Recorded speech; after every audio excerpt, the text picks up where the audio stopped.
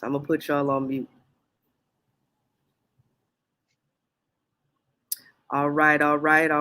Good morning, good evening, good afternoon, wherever you are, AFWO family. This is Drea. Man, it's been a minute. It's been a minute since AFWO Speaks has been back, but my first episode, I'm telling y'all, is gonna be so fire.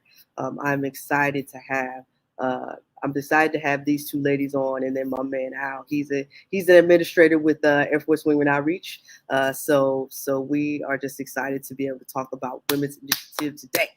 Okay. I am juiced. And so the first thing I want to say is that Air Force Women Outreach at gmail.com is the email that you can reach out to us by. It's anonymous.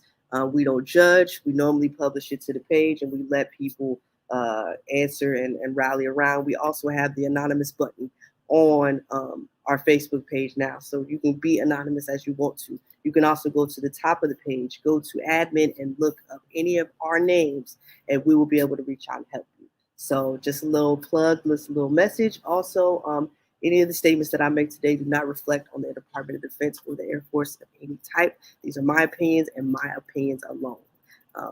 But other than that, let's go ahead and talk to our special guest. So we have Samantha here and we have Megan on. Please say hi to the people as soon as I take y'all off mute. Hi, thanks for having us. All right. So look, just give us an idea of what this Women's Initiative team is.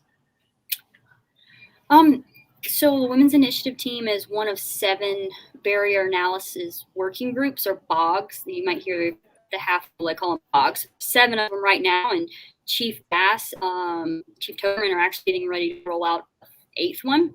But what we do is barrier analysis, and our team specifically does barrier analysis with regards to women. So what barriers exist that inhibit, prohibit women's service in the DAF, so the Department of the Air Force. Sometimes even the DoD, right? Because some of the laws or the regulations stem from the DoD level, not just impacting us, but it's impacting our sisters in the other services as well. Okay. So what is y'all roles in this? Are y'all like the originators, the OGs, the creators? What do y'all play? How do y'all play in this? So Sam and I are both the co-chairs right now. We took over about December. We took over for the wonderful Major Aaliyah Nadeem, who had chaired it for 3 years previous. But the Women's Initiatives team's been around since 2008. And so, really? Yep. And so it started out in like Sam said, the Barrier Analysis Working Group under the Department of Diversity and Inclusion within the Air Force. They've grown. It used to be, I think, 4 Barrier Analysis Working Groups. So the WIT was one of the original ones, but 2008. So we've been around since then. And we've really seen a lot of momentum recently. So I think that's what's kind of propelled the WIT up to. A lot of people are starting to kind of figure out who we are and what we do. And that's in large part because of the senior leaders right now. You look at General Brown, accelerate, change, or lose. And so they see barrier analysis working groups like us that are at the tactical and the unit level. And we really know what's going on. And so they're really relying upon us to elevate those issues up with senior champions. So we have a 3-star Lieutenant General Mary O'Brien. She's the headquarters 826. She's one of our senior champions. And then SDS Miss Christy Nolta, who is in SFMR. And so both of them partner with us and we're able to take our information, elevate it up to them. And it's been going around for a while. And I think that we've really been able to maintain a lot of momentum on it, which has been cool to see. So what made y'all want to step up as individuals, as the co-chairs of this initiative? So I've been involved since like 2019, September 2019. And honestly, I got linked with the WIT. I had no idea what it is. I'm a JAG by AFSC. And a first sergeant was like, hey, I think you'll like this. So I logged into some meetings and got interested. And I've been working the initiative to get the joint travel regulation changed so that the DoD will pay for breast milk transport costs when a woman has to go TDY and she's still feeding her baby, right? Getting that milk back home to baby. And that's we're very, very close to getting that in there, which is going to impact the whole DoD, right? So in working that, I've done a lot of briefings with senior leaders, and within it, right, we kind of try to identify folks that have the propensity to lead, right? And start being mentoring before they actually take over, because it is the role that Megan and I sit in. It's a lot, lots of meetings with senior leaders. But for me, the propensity to serve at I guess a greater level was, I want to show others that this is a possibility, that you can make change. You know, as an airman, as the lieutenant, as captain, I didn't know that. I thought things just were the way that they were, even if they were crappy and there was nothing I could do about it. But there is something you can do about it. And for me, the big thing is I want to show others how to do that, empower them to do that. And I always tell folks, like, my driving force, I have a son and I have a daughter, and I'm also dual mil. So there's 50% chance that one of my kids is going to serve in the military. And whether that's my son or my daughter, I don't want there to be any barriers that would prevent either one of them from excelling and being successful in the military. Powerful stuff. What about you, Megan? What's your motivation for this? So similar to Sam, I came on about in 2019. I showed up to the Pentagon. I was assigned here, and I was able to attend the Joint Women's Leadership Symposium. And I'm an AFWO pilot by trade, so we don't have a ton of women in my career field. And so I'd gone through the first 11, 12 years of my career not really having a lot of wingmen that were women. And so it didn't occur to me that some of these issues, some of these barriers are existing, such as having a piddle pack. How I use the bathroom looks different for a female than it does than a male.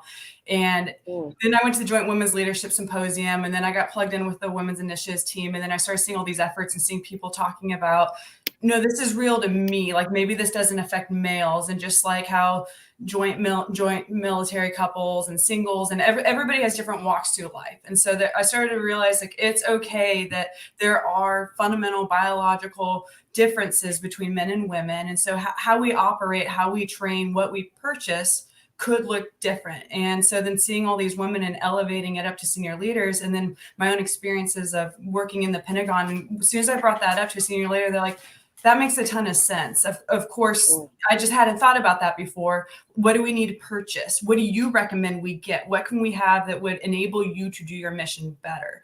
And so as we continue to peel this back and we look at more and more LOEs and we become a more inclusive Air Force, we're looking at things as like people need different things in order to maximize their potential and in order to succeed. And that's a large part of what we're doing is we're pulling that back. And so as people elevate it up from the tactical level, we analyze it and we look at it with risk. We look at it with readiness. We look at it with retention. We look at it with recruitment. And then you can make informed things on, like, how are we best spending our time? And so that's kind of a long way around saying I've been just really encouraged that this is a platform to really make a difference. It's made a huge difference in my life and my ability to serve well. And we're making a difference for other folks so that they can serve better as well. And so that's when we had the opportunity to stand up with Sam and kind of help lead this. I was really excited for that, and to just continue, like, spreading that goodness and continue encouraging other people to elevate up what will help them serve. Man. Yeah, that's powerful stuff. I will tell y'all, and one thing I want to point out, and I know some of our folks watching this, like, what does this have to do with mental health? Why are we having the Women's Initiative team on AFWO? And a lot of this stuff ties back to that. I mean, things that you're unable to do, the disparities, the diversity and inclusion, being able to have fairness and different things come into play. Like you said, the ability to have your breastfeed transport for your baby while you're TDY. I'm just saying, like, I don't even think about things like that until it's me or until it's somebody else, or even when I have airmen like that or whoever, then it's just kind of like, okay, you're pregnant and you had a baby. Like, that's the only thing that you think about versus what happens after the process is done. Like, there's still things you got to do after that. So I really think that's awesome what you are doing. So can you give people an idea of what has been your successes thus far? Let's talk about within the past year, like 2021. What successes have y'all had? So probably one of the biggest ones we're known for the WIT is the hair policy change, and there's been a couple of iterations of that. Like, I think the first one was probably in 2020, but the first change that happened was not inclusive of persons of color or people with ethnic hair, type 3 and type 4 hair. So we went back to senior level and we said, look, thank you for the change. However, here's the problem. It's not inclusive, and it affects this subset of the population, which, by the way, is not represented across the Air Force very well. And we were able to get them to expand the bulk requirements, right? Yeah. And right now, like same thing. Go ahead. Sorry. No, so let me pause for a minute. I didn't even know. So y'all were a part of that. I'm sorry, y'all just blowing my mind left and right now. So I would, and I personally helped a very small bit with the hair policy change. Major Leah Denis, Master Sergeant Jonathan Lind was the leader. His wife, Sergeant Jocelyn Lind, they were the driving force behind that. And we're talking about, right, Jonathan Lind. He's a man. A man led the women's hair policy change for the Department of the Air Force because it was impacting his wife. They're military.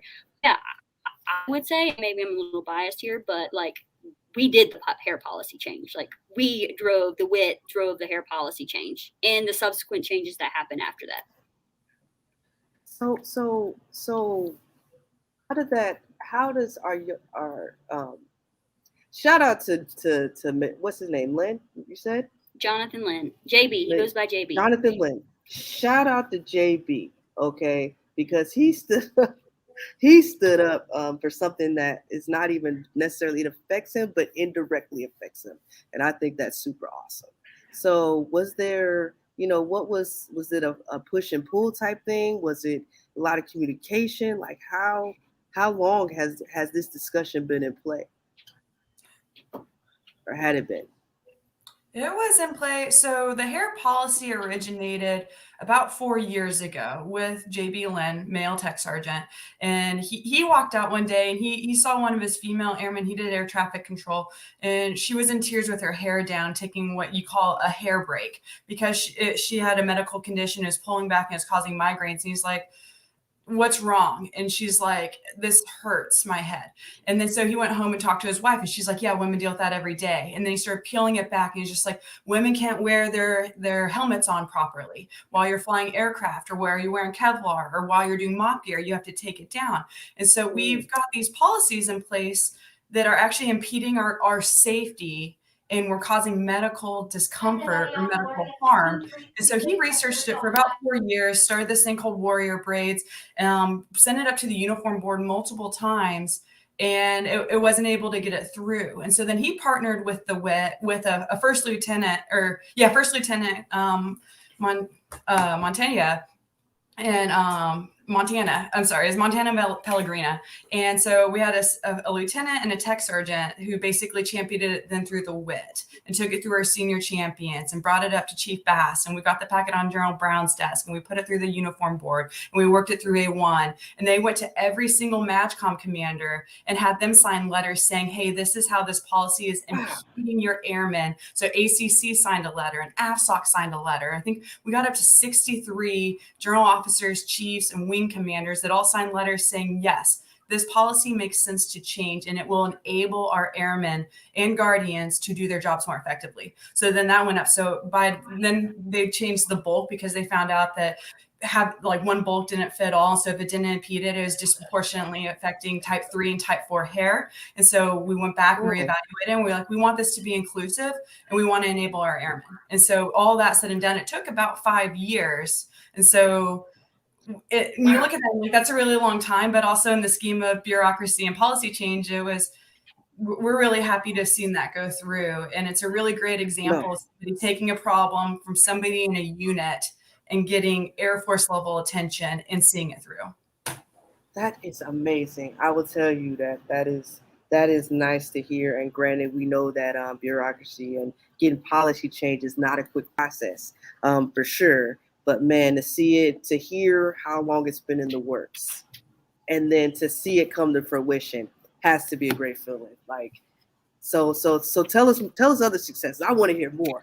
What else y'all got? Yes. So like even like little things. So like we found out that women that have had a baby aren't supposed to be made to go TDY or deploy within the first year after birth. Well, anecdotally, we monitor a lot of Facebook groups, right, to see what people are having issues with. And we found that there were some commanders that were basically saying, like, if you go TDY once within a year, you waive your deferment, like for the rest of it. So if I go TDY at 4 months, then you don't have a deferment anymore. We went to A1 and we said, like, look, this is what's happening. And they were like, that's not what we meant. So now there was a change that came out last August that basically says, look, if a woman waives the deferment, it's each TDY occurrence, meaning she can choose each time the opportunity comes up to go. Small win, right? I mean, but it's a win, and we all about chipping It's away still a at the big win. iceberg. Yeah. Other thing, permissive TDY for infertility treatments, like that is right on the cusp. Like the Air Force guidance memo is supposed to be coming out soon with that. So that's going to be, we know infertility care is a big struggle across DAF, German and Guardian. So that'll be rolling out soon. Yeah, Megan, I'm blanking. I'd say some big ones we've had, especially within the aviation community. And this was, she's now retired, but Lieutenant Colonel retired Jessica Ruttenberg and her team, and now Chief Master Sergeant Chris Dawson, another male who's an LOE lead with us, Lieutenant Colonel Christy Opresco. So the anthropometric ones that we've seen is one, being able to fly while pregnant. So you can fly second trimester because FAA allows pregnant women to fly. And so the WIP researched those and was able to open that aperture so women can stay in the cockpit with uncomplicated pregnancies if they want to.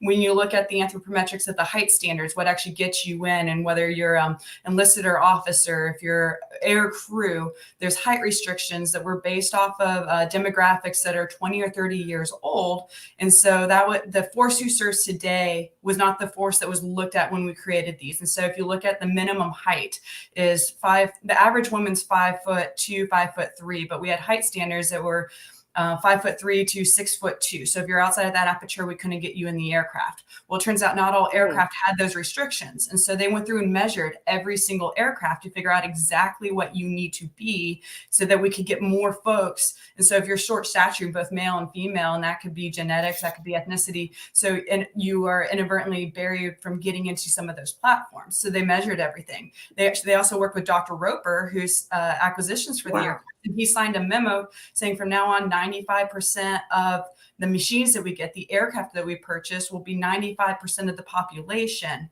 And so we've got a greater aperture of people that can get in. And so, and when you think of that, it peels it back. So we have more people competing for these positions. So you have more talent coming in. So it is a readiness thing, and it's an inclusion piece. And so now everybody has the opportunity. So I'd say within the aviation, and we're still working to peel that back and keeping pregnant women at schools if they want to be, and it's not complicated, keeping them longer in the aircraft, keeping them longer in whatever missions they're doing, looking at through risk. We're working with SG on it. So we're making sure that people are making informed decisions. But if you're medically able to, and you want to continue performing your duties, we don't want to artificially eliminate you and take you out of the fight earlier. So we have probably 7 or 8 different ways that we're looking at that from different angles. The pregnancy discrimination team, Stephanie, she was able to just open up the Smart Center aperture. So you can still go and do this. If you're a nurse, you can get this qualification that had previously been closed through her working with that team. Wow. I'm not even, that's crazy. I mean, number one, I'm under 5 feet, so I could appreciate you doing that for the small people, even if I don't even fit that demographic. It's just the fact that I remember coming in and just knowing that the height requirement is what, especially if you want to be a pilot, and is what will keep you from pursuing that. Do you know what I mean? So that is amazing that y'all have managed to make that change. So we talked about success. Let's talk about like what has been the most complicated. Like obviously there's probably been some obstacles, and so we want to kind of reveal a little bit about that. Like how, what are some of the things that y'all have experienced or even just found, like, we won't even say frustrated, but what has been the obstacles that you have been dealing with since y'all been doing this as chair people? So for me, a lot of the stuff that I've worked, right, I've had quite a bit of experience with the healthcare piece for women, right? Pregnancy termination access, infertility access, things like that. That's all TRICARE, right? So that's all DOD. Mm-hmm. Man, it is. Every service does things a lot different. The Army, the Navy, they all have their own cultures. The Marines have their own cultures. And I would say the Coast Guard is by far probably the most progressive in this front, right? They've been doing amazing things for years. So shout out to our Cody sisters out there. But it gets really hard, because at that point you have to have unity of effort, and things can stop if like the Navy's not on board or the Army's not on board. So it's a lot of work to get all those parties together. And, the other services don't have WITs like we have. Some of them have unofficial groups. The Marines have WIT, but it's unofficial. It's not affiliated with the Department of the Navy. The Army is working on getting a WIT stood up, but the jointness, it's just another layer of bureaucracy. And when you're at the Department of Defense level, it gets even harder to push stuff across the finish line, because no longer is it an Air Force control thing, right? It's now controlled at an even higher level. So that's been something that Megan and I chat about a lot. And me personally, I've seen, especially with the healthcare stuff, is it requires like DoD level type effort. Oh yeah, and that means speaking the language of all the services, right? Whether it be, hey, I imagine a lot of no's or maybes, or we not ready yet, like that type of thing. Like, Yeah. I'm sure that happens too. I had a Department of Navy civilian tell me, who works at SecNav level. That's what they call it, the secretary level SecNav. He says, yeah, women don't need ship milk. I was like, oh really? He's like, our women don't go TDY within their deferment. And I was like, well, that's funny, because I pulled this data from the Defense Manpower Data Center that says you had X amount of sailors that were female that went TDY inside their deferment. Yep. I mean, he was just shocked. Here's the proof, but he was probably pretty confident that he knew what he was saying. Oh, yeah. Right? So, yep. Okay. Al, you got anything? I know you're quiet over there. You got any questions for them? I guess the main question would be, especially as a supervisor and being a male, you hear a lot of people saying, well, women don't need this, like the story that you just told. You don't need a women's initiative team. And I've worked on D&I teams. I stood the one up at Ali Al Salim back in 2020. So I understand that a lot of people who aren't in the community per se don't feel the need for it to be a thing. So as a male, how would I go about propelling the Women's Initiative team, even at the installation level? What can we do as men to help you guys? So I think I love that question. And we have a lot of male allies on our team, and we are so happy every time they join too, because even within the LOEs, like guys almost have imposter syndrome, being like, well, how can I lead this? I'm not a female. And you're like, no, this affects you and you're a leader. And so there's somebody underneath you that this is impeding their ability to meet their potential and to be the best service person that they are. And so I think having those candid conversations. And so you might not be able to look at, like for mine with the bladder relief, you might not be able to look at me and say, hey, are you able to use a pedal pack? But what you could do is come up to me and be like, hey, I'm just curious, is there anything that we're doing, purchasing, how we operate, that you think might disproportionately impact you over somebody else? And I think you can do that with anyone. And like that, and that crosses color, ethnicity, how you identify. Like, I think you can go up to every single person, honestly, and be like, hey, is there something that's disproportionately affecting you? And we can't action every single little thing, but you build up that awareness and you start understanding the culture and what's impeding folks. And as you become more and more aware and you hear it a few more times, or now it's in the back of your head and they said this thing, and then you see it for reality, now that's when it becomes a truth. And so becoming aware and then letting it reach that point where you're like, okay. And then you as a leader, I think one of the most discouraging things, and this isn't just for women, but you hear this all the time, is you don't want to have to defend yourself and you don't want to have to fight for yourself. And so they're like, oh, it doesn't offend her. Oh, she's cool. Or it's just like, don't put her in that position. Because if you are there and you're the leader and you see it happening, even if she is genuinely okay with it, but if it doesn't like scratch your sniff test, like stand up and be like, this is our culture. This is what I stand for. And so I'm putting my foot down. So I think those are kind of the two ways. Is one, like regardless if somebody's elevating it up, like hold that culture, like you are the leader there, and then to intentionally go out and find those pieces and find that diverse perspective and truly try to understand why it impacts them a little bit differently, and then have that in your calculus, like the next time that you're making purchases or recommendation or elevating policies and training up, it's just a bigger aperture, and so you're just enabling more people.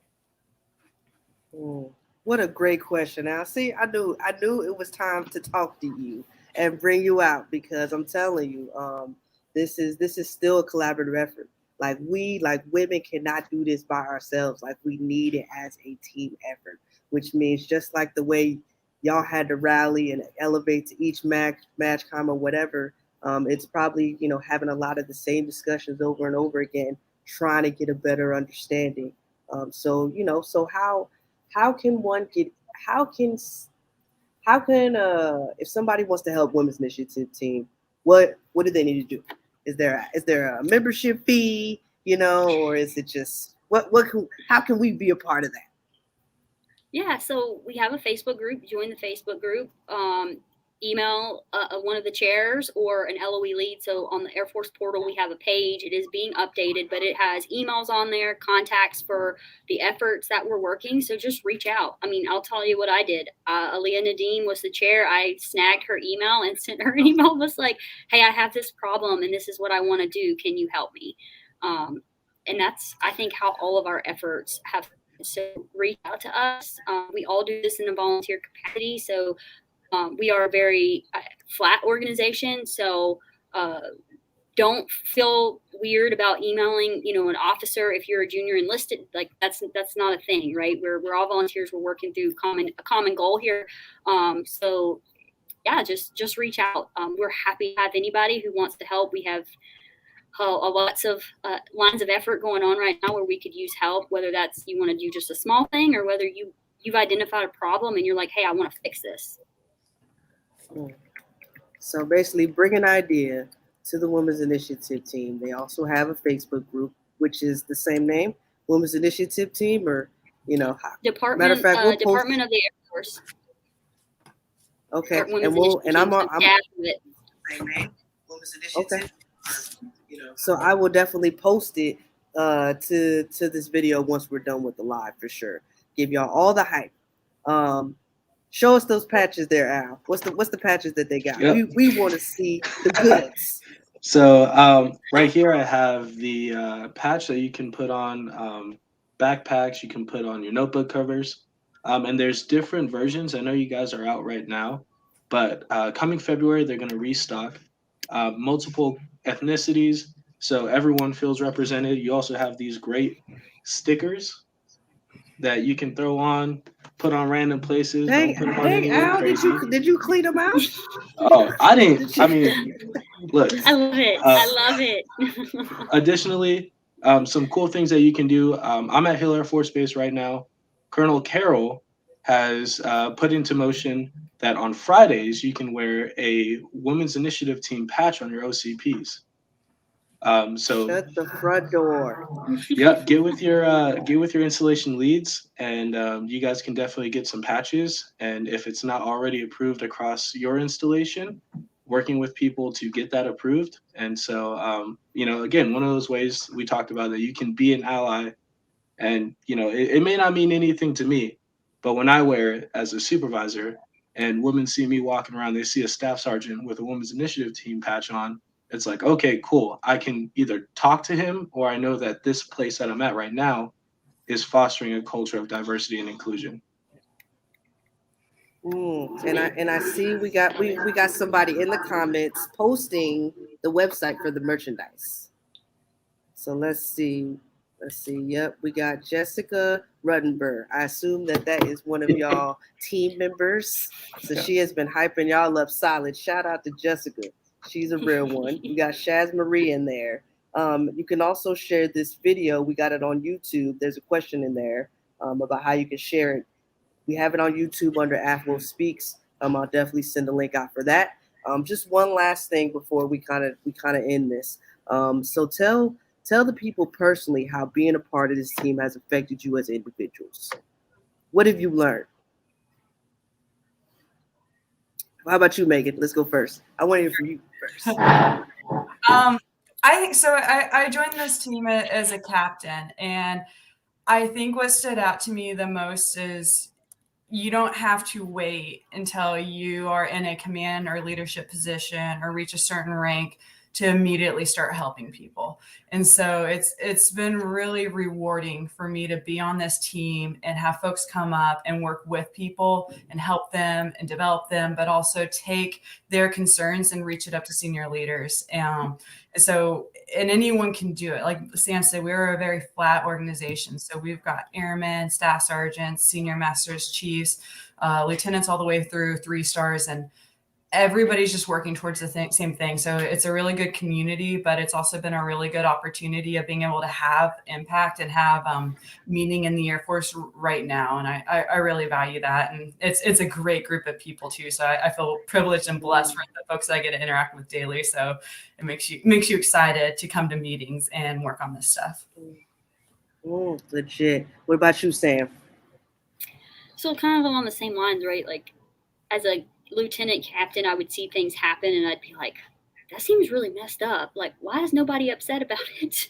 Like, I didn't feel empowered. But when I got involved with the WIT, like you're surrounded with this group of people that see the same things, but not only see the same things the way you do, but they check your blind spots, right?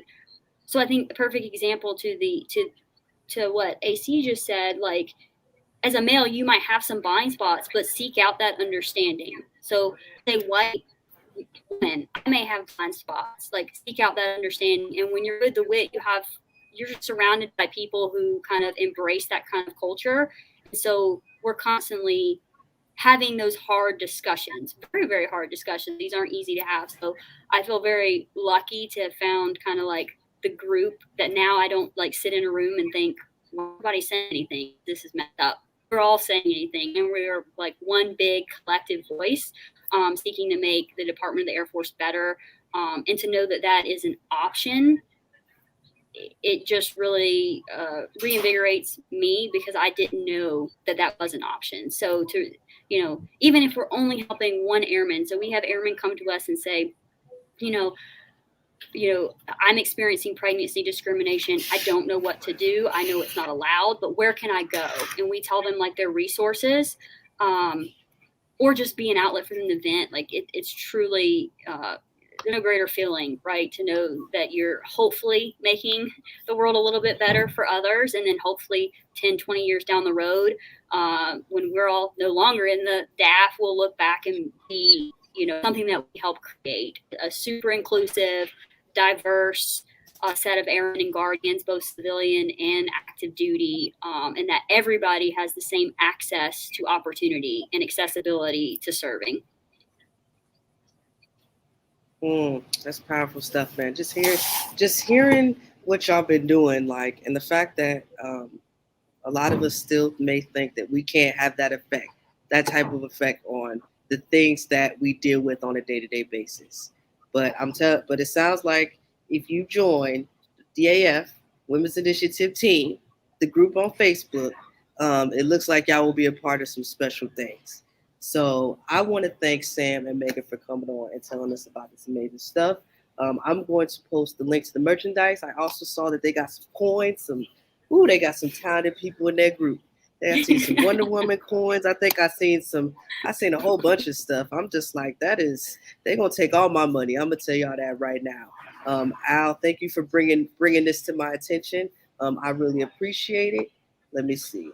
Let's see. Looks like just want to read y'all this comment. Love everything the WIT is doing and make the Air Force better for all. So we got people showing love in the comments. I'm telling you. So you can watch us on YouTube. I'll make sure to post the link.